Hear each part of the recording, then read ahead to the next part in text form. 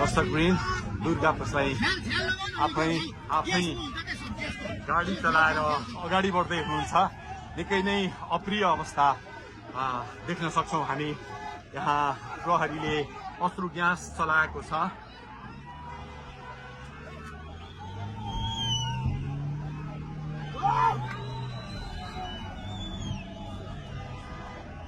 यो तीनकुनेको सडक हो, तीनकुने क्षेत्र हो। उहाँ आफै गाडी चलाउँदै अगाडि बढिराख्नु भएको छ। हामी दुर्गा प्रसादसँगै अगाडि बढिरहेका छौँ। यहाँ निकै ठुलो मात्रामा युवाहरूको उपस्थिति देख्न सकिन्छ। ठुलो मात्रामा युवाहरूको उपस्थिति, प्रहरीको बार तोडेर दुर्गा प्रसाई आफै अगाडि बढ्दै हुनुहुन्छ। प्रहरीलाई गाडीले पेलेर दुर्गा प्रसाई अगाडि बढ्दै हुनुहुन्छ। अगाडि बढ्दैछौँ। यहाँ कसैले रोक्न सक्ने अवस्था छैन।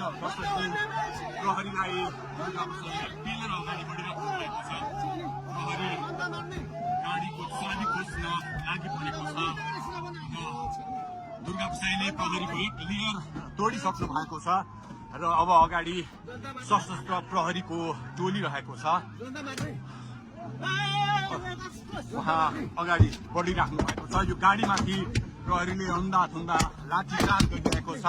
तपाईँ देख्न सक्नुहुन्छ दुर्गा प्रसाईको गाडीलाई प्रहरीले रोकिराखेको अवस्था। उहाँले यो प्रहरीका सम्पूर्ण सुरक्षा घेरा तोडेर दुर्गा प्रसाई अगाडि बढ्नु भएको छ र यति बेला तीनकुनेको यो पुलबाट अगाडि बढिसकेको छ। यो दृश्य अगाडिपट्टि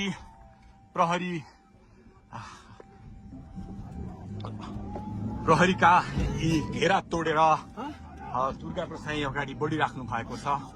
हामी दृश्य देख्न सक्छौं।